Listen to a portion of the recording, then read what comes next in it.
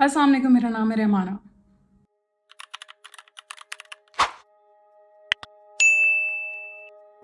अगर मैं आपसे ये कहूँ कि वर्ल्ड मैप जो आपको बचपन से लेके आज तक एटलस की किताब में या आपकी ज्योग्राफी की किताब में या साइंस की किताब में दिखाया गया है, या गूगल मैप्स भी जिसको फॉलो करते हैं, वो मैप झूठा है और फ्लॉड है।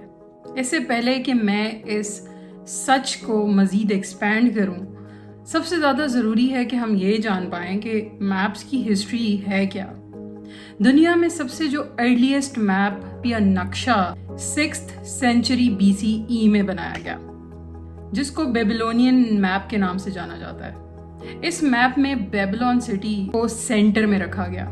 उसके बाद आया 2nd सेंचुरी का टॉलमीज मैप, जो क्लॉडियस टॉलमी ने बनाया। ये वो मैप है जिसको मॉडर्न कार्टोग्राफी में सबसे इम्पॉर्टेंट समझा जाता है। उसकी वजह यह है कि ये जो नक्शे आप अक्सर देखते हैं दुनिया में, उन नक्शों को समझने के लिए सबसे पहले ज़रूरी होती हैं वो लाइंस, लॉन्गिट्यूडनल लाइंस और लैटिट्यूडनल लाइंस। इस लॉन्गिट्यूड और लैटिट्यूड के आइडिया को इंट्रोड्यूस करने का क्रेडिट जाता है आपके टॉलमी साहब को। फिर मिडल एजेस आती हैं, जिसको मिडीवल एज के नाम से भी जाना जाता है, 500 AD से लेके 1500 AD तक। क्योंकि इस एरा में रिलीजन और मज़हब का बहुत ज़्यादा इन्फ्लुएंस था, तो उस टाइम का बनाए हुए मैप, जिनको TO मैप्स के नाम से जाना जाता है, उन मैप्स में जेरूशलम को सेंटर रखा गया।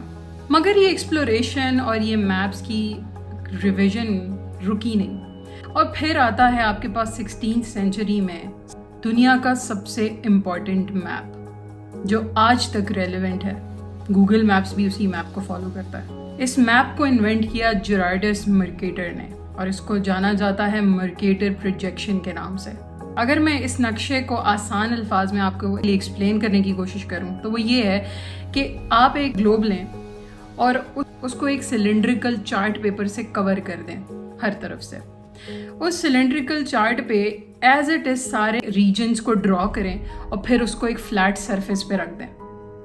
इससे हुआ ये कि मर्केटर प्रोजेक्शन बेसिकली इस बात पे फोकस था कि आपने एक जगह से दूसरी जगह अगर जाना है तो आप स्ट्रेट लाइन में जा सकते हैं। मिसाल के तौर पे अगर किसी ने साउथ अमेरिका से अफ्रीका तक जाना है तो स्ट्रेट लाइन एक ड्रॉ करेंगे मैप के ऊपर, वो डिस्टेंस स्ट्रेट लाइन में कवर किया जा सकता है। जबकि रियलिटी ये है कि अर्थ एक स्फीयर है, अर्थ फ्लैट नहीं है, और जब आप स्फीयर ग्राउंड पर डिस्टेंस कवर करते हैं तो वो कभी भी स्ट्रेट लाइन में नहीं हो सकता। इस वजह से कई सारे कार्टोग्राफर्स, हिस्टोरियंस, जियोग्राफर्स, उन सभी को इस मैप से इत्तेफाक नहीं रहा थ्रू आउट हिस्ट्री, जिसमें सबसे बड़ा नाम है JB हार्ले का। JB हार्ले ने कहा कि ये मैप इम्पीरियलिज्म को रिप्रेजेंट करता है। इस मैप में बेइंतहा डिस्टॉर्शन है, और वो डिस्टॉर्शन बेसिकली कर ये रही है कि जो कंट्रीज पोल्स के करीब हैं, इक्वेटर यानी ज़मीन का जो सेंटर है, अगर आप स्फीयर में ज़मीन को देखें, उस सेंटर से थोड़े ऊपर हैं, पोल्स के ज़्यादा करीब हैं, नॉर्थ और साउथ के, उनको ज़्यादा बड़ा दिखाया गया है। जबकि ज़मीन के सेंटर में इक्वेटर लाइन के करीब जितने इलाके हैं उन सब को कॉन्ट्रैक्ट कर दिया गया, क्योंकि आपने अर्थ को एक फ्लैट सरफेस की तरह रिप्रेजेंट किया है। ये इंपीरियल क्यों था? क्योंकि ब्रिटेन और यूरोप इस मैप के अंदर अगर आप देखें तो सेंटर में आते हैं, जिसकी वजह से एक बहुत बड़ी थॉट उभरी जिसको कहते हैं यूरोसेंट्रिक थॉट। अगर आसान अल्फाज में मैंने आपके लिए यूरोसेंट्रिसिज्म को एक्सप्लेन करना हो तो आप ये समझ लें कि यूरोप सेंटर में है और बाकी सब उसके इर्द गिर्द रिवॉल्व कर रहे हैं। आप अगर इस मर्केटर प्रोजेक्शन के मैप को भी देखें तो यूरोप आपको बहुत बड़ा और सेंटर में दिखेगा। अब सवाल ये उठता है कि इंपीरियलिज्म होता क्या है, और JB हार्ले ने इस मैप प्रोजेक्शन को इंपीरियलिज्म से कैसे जोड़ा। वो इस तरह कि यूरोप पहली बात के सेंटर में आ गया था इस मैप में। दूसरा मसला इससे ये हुआ क्योंकि उस वक्त यूरोप अपनी कॉलोनीज एक्सपैंड कर रहा था, अपने पावर और रूल को एक्सपैंड कर रहा था। और इंपीरियलिज्म और कॉलोनियलिज्म का सबसे बेसिक फ़र्क ये होता है कि जब आप एक कॉलोनी में रूल करते हैं तो आप फिज़िकल मिलिट्री की पावर से या फिज़िकल फोर्स इस्तेमाल करके उस जगह पे रूल करते हैं, लेकिन इंपीरियलिज्म इनडायरेक्ट रूल के बारे में भी बात करता है। मिसाल के तौर पर इंडिया पाकिस्तान की अगर बात की जाए तो ये एक ब्रिटेन कॉलोनी थी, जब तक ये कॉलोनी थी इधर ब्रिटेन का कॉलोनियल रूल्स समझा जाता था, मगर आज इसको इंपीरियलिज्म के एंगल से देखा जा सकता है। और इसको समझने का एक और बेसिक तरीका ये है कि आप समझ लेंगे hard power versus soft power. Soft power में आपका डायरेक्टली वहाँ मौजूद होना ज़रूरी नहीं है, जिसको इंपीरियलिज्म कहा जाएगा। और हार्ड पावर यानी आप फिजिकली एक जगह पे मौजूद हैं और अपनी पावर, फिजिकल पावर एग्जर्ट करके किसी जगह पे हुकूमत कर रहे हैं, उसको कहा जाएगा colonialism.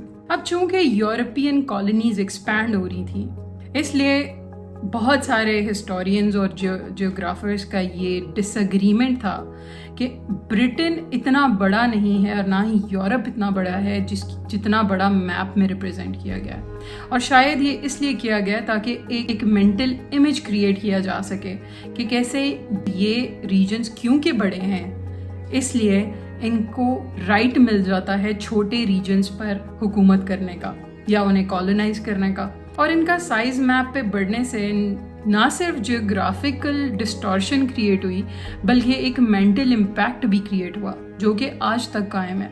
The idea that something which is bigger in size is always more powerful in impact. जैसे कि मैंने कहा कि large size versus small regions की डाइकोटमी और बाइनरी क्रिएट हुई इस दौर में। यहाँ से इन्वेंट हुआ थर्ड वर्ल्ड कंट्री का idea.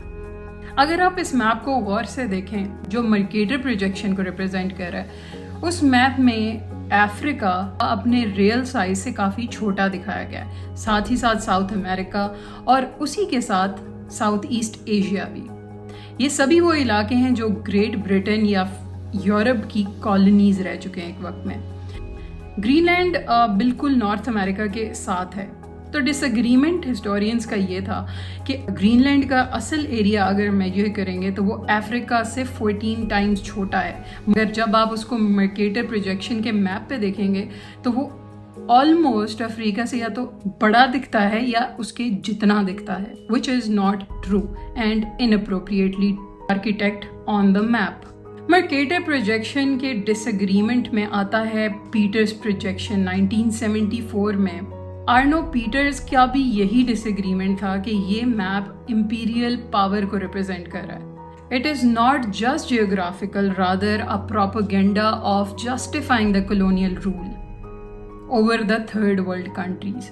Peter projection map basically उसने कहा कि भाई आप क्योंकि अर्थ स्फेयर है, अगर आप फ्लैट अर्थ का मैप क्रिएट करते हैं तो उससे होगा क्या कि इक्वेटर के पास वाले कंट्रीज छोटे होना शुरू हो जाएंगे। लेट्स एक्सपैंड दोज कंट्रीज और इक्वल एरिया रिप्रेजेंटेशन दें। लेकिन इस सब के बाद आती है सबसे मज़े की चीज़, ऐसे डी कॉलोनियल राइटर्स और थियरिस्ट जिन्होंने इस मैप को पूरे तरीके से ज़ोरों शोर से डिसएग्री किया और सही बैश किया।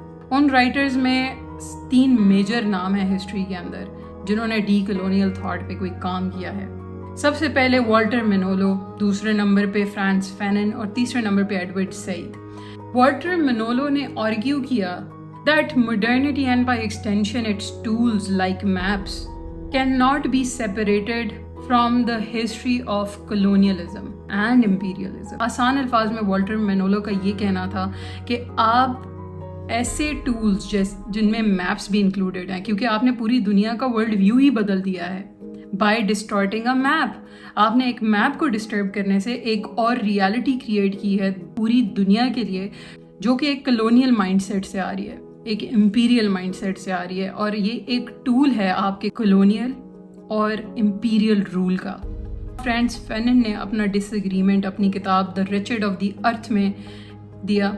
According to him, imperialism leaves behind germs which we must clinically detect and remove from our lands, but from our minds as well। क्योंकि imperialism और colonialism दोनों वो आइडियोलॉजीज हैं जिन्होंने मिलकर कॉलोनाइज्ड इलाकों के लोगों के दिमागों पर रूल किया है और आज तक रूल कर रहे हैं। और रही बात एडवर्ड सईद की, तो उन्होंने डायरेक्टली तो मैप्स के बारे में बात नहीं की, लेकिन उनकी सारी डी कॉलोनियल जो रिसर्च है वो यही बताती है कि कैसे इंपीरियल वर्ल्ड, जो कि रेफर करता है ग्रेट ब्रिटेन और यूरोप को, उन्होंने डिफरेंट टूल्स, डिफरेंट तरीके, मुख्तलिफ तरीक़ों से और मीडियम से एक ओरिएंट को क्रिएट किया है। یعنی ایک ادر، ایک کمتر اسپیشی، اس کو کنیکٹ کیا جا سکتا ہے بہت آسانی سے تھرڈ ورلڈ کنٹریز کے آئیڈیا سے. یہ سبھی اورینٹس کالونائزڈ لوگ ہیں. ٹریڈیشنل میپس جیسے کہ مرکیٹر پروجیکشن، ان کو کرٹیسائز کرنا یا ان کے اگینسٹ آرگیو کرنا وہ صرف اس لیے نہیں ہے کہ ہم ایک جیوگرافیکل ایکوریسی پیدا کرنا چاہ رہے ہیں، بلکہ it's about challenging the historical narratives that has built an understanding of the world for everybody. اس خطے میں رہنے والے لوگوں کے لیے زیادہ ضروری ہے کہ وہ ایٹ لیسٹ ریکگنائز کر پائیں کہ یہ امپیریل رول یا کلونیل رول کن کن ٹولز کے ذریعے ہوا ہے. میرا یہ خیال ہے کہ یہ جو میپ آپ ہمیشہ سے پڑھتے آئے ہیں بچپن سے لے کے آج تک، اور ابھی بھی گوگل میپس میں بھی استعمال کیا جا رہا ہے، یہ میپ ایک ڈسٹارٹیڈ ریالٹی پہ بیسڈ ہے.